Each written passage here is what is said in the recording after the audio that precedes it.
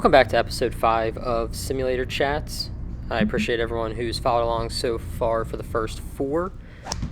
If you're new here, just a quick overview of what I'm doing. Basically, I'm playing rounds of the simulator, and I'm just talking about different topics, sometimes about my game, other topics that happen in the golf world.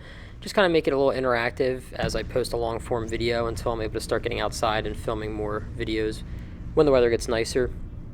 So just a little background. I am currently a high handicap, I would say 25 handicap golfer.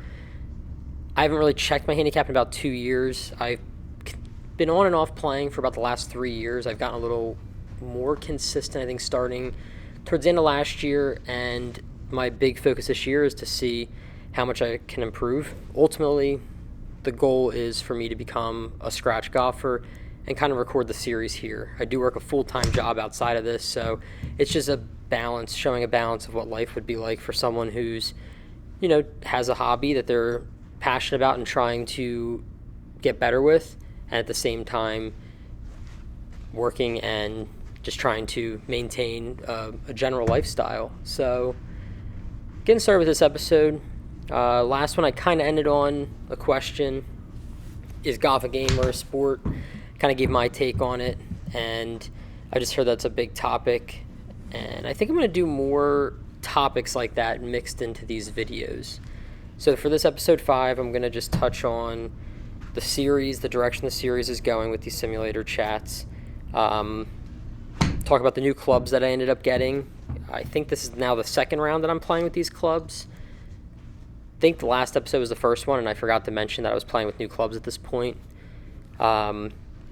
Yesterday, I'm filming this in the beginning of March, I was actually able to get outside and play my first round of golf of 2026. It was a very wet round. We've had a lot of snow this winter. It's finally melting. We had some rain, but it was good to get out and play. And then just talking about expanding the channel a little bit more. And then finally, like I kind of mentioned in the beginning, I'm going to circle back with just a good question, a topic that I hear people talk about or I've heard people bring up before, and I just wanted to kind of give my thoughts and maybe see if anyone has any thoughts about it as well. So just to start with the series direction, I'm going to continue to do these. I'm probably going to continue going to the simulator even throughout the summer. I think it's a good way for me to go. I can go for like 2 hours. I can play like 54 holes, which will generate 27 posts, because I do 2 posts a day, so 27 days worth of posts, both on YouTube Shorts and my TikTok, and then it'll also give me, that one day will give me 3 simulator chat videos I can post. Again, I am trying to balance working a full-time job while trying to build like a side hustle hobby around or trying to build a side hustle around a hobby that I have, which is golf. I've said multiple times before, I'm not a great golfer. I'm probably average, below average when it comes time to the golf scale, depending on where you feel like an average golfer would be. I'm typically shooting around 95 to 100 on any given round that I go out and play. So it's not hard for me to come out here with a camera and set it up. It's not hard for me to go to the simulator, set a camera up, film, editing. Just cutting this 19-minute video together took me about 15 minutes, maybe if that. My TikToks and YouTube Shorts I post, they take me about a minute between editing and posting them. So it's not a lot of effort, and listen, if something materializes out of it, great. But if not, at the end of the day, I still enjoy playing golf. I want to get out and play a lot, and it just, might as well post the progress as I go and see what happens with it. But I'm going to continue doing the simulator chats. I'm also have been in talks with some of my friends, and I think they're going to get more involved with the channel, which I'm happy about. We'll be able to have someone else help do like filming, recording other people in the videos, do some series, like some 1v1s, 2v1s. You see a lot of different games within the game that people play. You talk about like Wolf, and do like T-flip challenges, you do shambles. I just want to incorporate some of that, even taking a little bit of a play out of like Bob Does Sports, where we do like maybe some eating challenges. Probably not going to eat 12 donuts in 9 holes and shoot 7 under. Not good enough for that, and I don't think I could eat 12 donuts at any point in my life.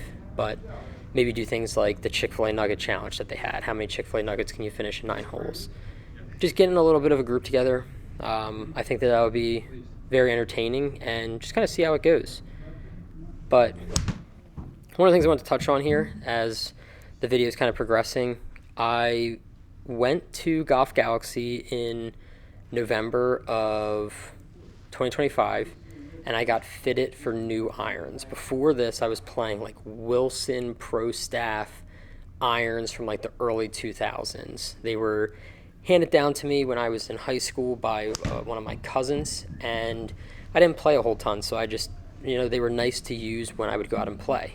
But since then, I went and I believe I tried like 7 different clubs. I tried a set of Callaways, a set of Titleist. I tried a set of Titleist, Callaways, Pings.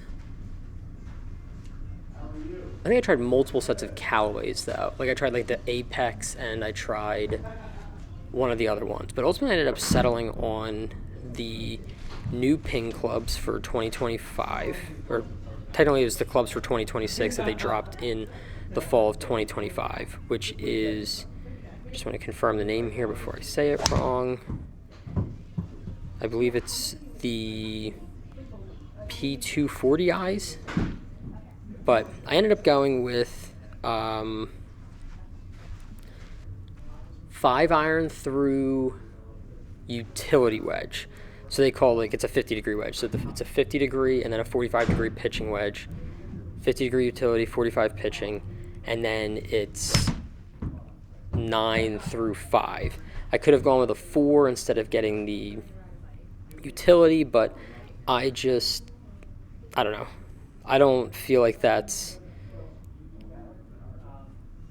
don't think I hit long irons that much or that well, so I don't want to prioritize something like that.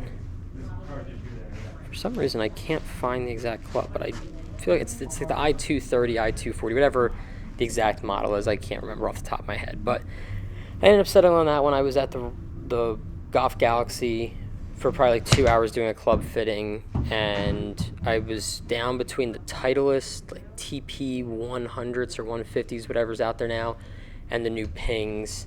Again, I believe they're like the I220 or I240s. And I decided on the Pings. I was hitting them a little closer to the center of the face. Both the clubs felt really nice. I ended up getting them in maybe like mid-December. So this was the first time I played with these clubs, was this round you're seeing here and the round before.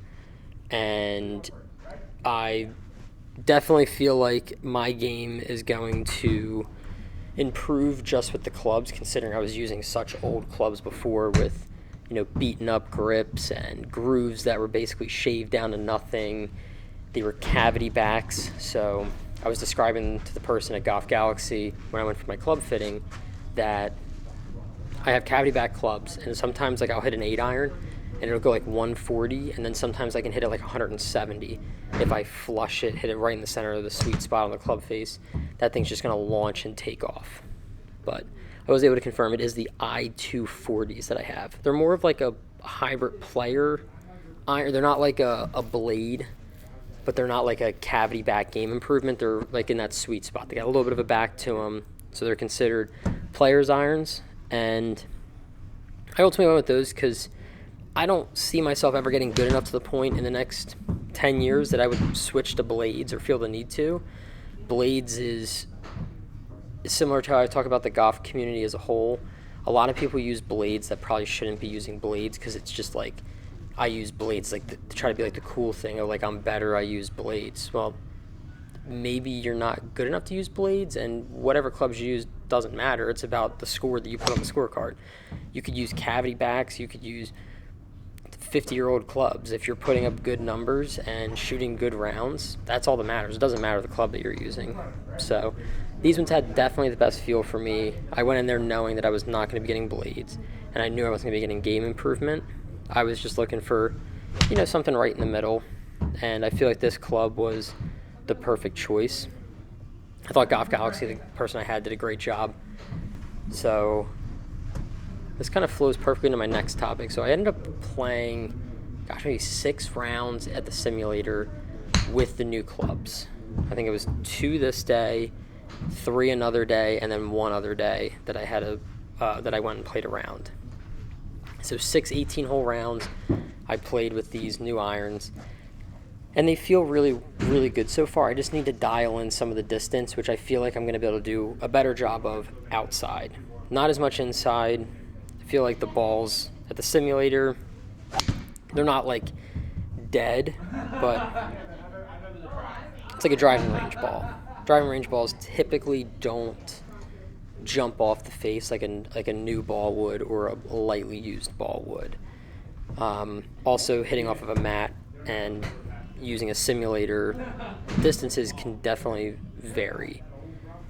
So I ended up outside playing my first round, and honestly, it was a disaster. Probably one of the most up and down rounds that I've ever played. Conditions weren't great. Like, the fairways were kind of choppy, not like fully grass, kind of soggy in some spots, a lot of dirt areas, but that's just because, I mean, it's beginning of March, haven't had a chance to get the grass to grow after winter. It's also been buried under snow and ice for the last month and a half. So it'll come around. The greens were like carpets. I mean, they didn't have a lot of imperfections, but the grass was thick and slow and wet in some greens, and other greens they were rolling faster. It was kind of an all over the place round, but just to briefly, I'll end up posting a video with that round. I went out there and tried a different style of filming. I tried using my phone more because I have I think I have a better camera on my phone than I do when I normally film with the GoPro, which is the round that you're watching now. It's not that the GoPro's not good. I just think that editing with the phone will be easier than editing with the GoPro footage. But I'm also going to try setting up both, like the GoPro and the iPhone, and using dual recordings. I do plan on doing like a shot tracing app, so I think that's another factor that plays in. It'll be easier for me to do the shot tracing with my phone, considering the shot tracing app will just be on my phone rather than using the GoPro. But I mean, the first tee shot I hit, immediately picked my head up and just hoselled one out to the right. But I don't know if anyone who's listening to this, and even if you're still listening to this point, I appreciate it. Please like and subscribe. Any support is much appreciated. And listen, if you stayed for 13 minutes so far, I'm very happy about that, considering my average viewership duration is like a minute right now on these posts. But hopefully that continues to grow. But I don't know if anyone here has played basketball, whether you've played just for fun or competitively, whatever level it is. When you play basketball inside, like in a gym, on a court, and then you go outside and play at a park, it is 2 completely different feels. There's a whole depth perception that comes with not having anything behind you. When I'm in this simulator, there is nothing, there's no space, there's no nothing. It feels, I don't want to say tight, but you're very like locked in just in your area. I caught myself picking my head up, like I felt like almost every other shot when like for the first like 6 holes that I played. So the first one I ended up like hosling the ball out to the right, and we were playing, just because we were playing casually with my friends, we all got a breakfast ball at the first tee because it was the first time a lot of us had swung a club in a while, and it was the first time we swung a club outside in a very long time. So the second one I ended up just taking I tried to hit a hybrid, and I was like, let me just play aggressive on this hole. I've played this hole 1,000 times before, and it didn't work out, so I ended up grabbing like a 5-iron and just kind of chipping one out there in the middle of the fairway, made some decent contact, and it worked out pretty well. And then the second shot, it wasn't too bad. Second hole, disaster. I think I topped 3 consecutive shots on the second hole, and I topped 3 consecutive shots on the 5th hole. By the time we got towards hole 7, hole 8, I was starting to make more better contact with my driver. I was starting to keep my head down a little bit more, but it was the first time I played outside with these clubs, and it was the first time I've played outside again since probably October of 2025. So you're talking it's March. I'm talking about 5 months since I was playing outside.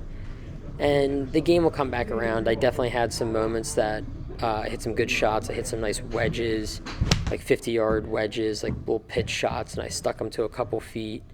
I had a couple, like maybe like 100-yard wedge shots that I was sticking onto the green. Like the game felt okay for the first time going out and playing in a while, but definitely some areas to improve on. And I think, like thinking back on it, I had focused too much on maybe trying to change my swing with my new clubs and during this off season that it kind of threw me off a little bit. So I'm probably going to start reverting back to my old style, just a shorter back swing and like a powerful like follow through, just to kind of keep the ball lined up a little bit more. But that'll be coming out in the future. You'll see that round. I'm going to get some more outdoor rounds, get to the driving range a little bit more as the weather starts to get nicer, but just wanted to touch on that. And finally kind of hinting at the fact I was expanding on the group. Like I said, one of my friends is really good with like editing, camera work.